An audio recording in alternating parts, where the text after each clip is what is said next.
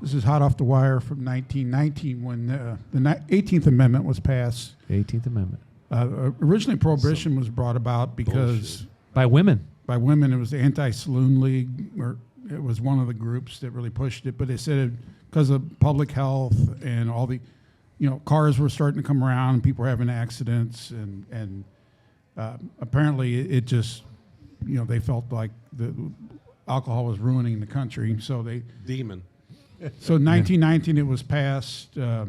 Like Dan said, you couldn't manufacture it or whatever.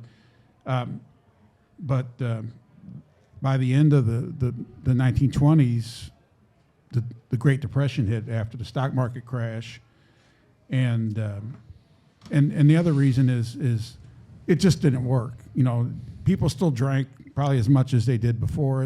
But it was all, black market stuff, and it was, and it wasn't good quality, and people were getting sick from some of this lower quality alcohol. So after the stock market crashed, the government just said, we need the tax revenue.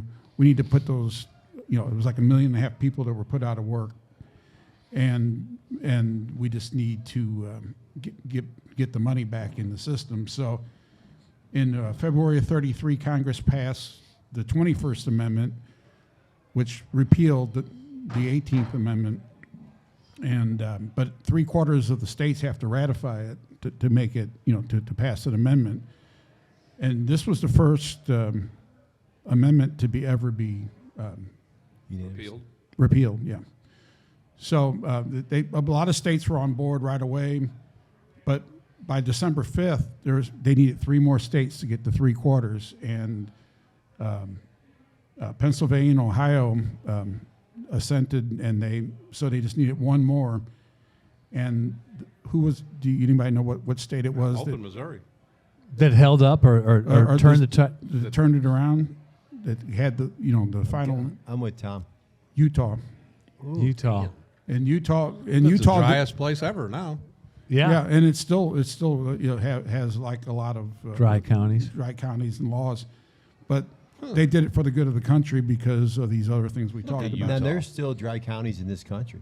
Oh yeah, Kentucky, right? Yeah. I mean, my brother went to Arkansas State in Jonesboro, Arkansas. I don't know if it still is. It was dry. So how'd you go to a college that you couldn't go get beer? So they had to go for a travel to get anything. Yeah, right. Or like when you went home for the holidays, you came back.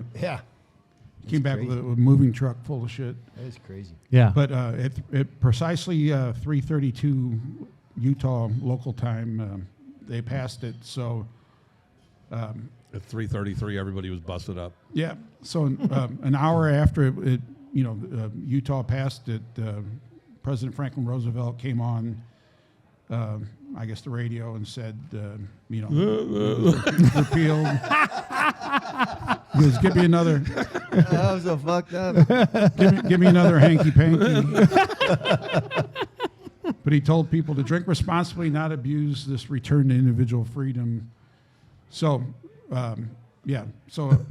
only a handful of states were ready to go at the time, but eventually everybody came back on board. Yeah, there was a thing that said over 51% of America was in favor of lifting a prohibition. Only 51? It was a majority of the people were against the 18th Amendment. Yeah, I wonder how that would go right now. If you said we're going to take a vote as if we were in 1933, where do you think that percentage would be? It's got to be way more than 51%. Yeah, I'd say so.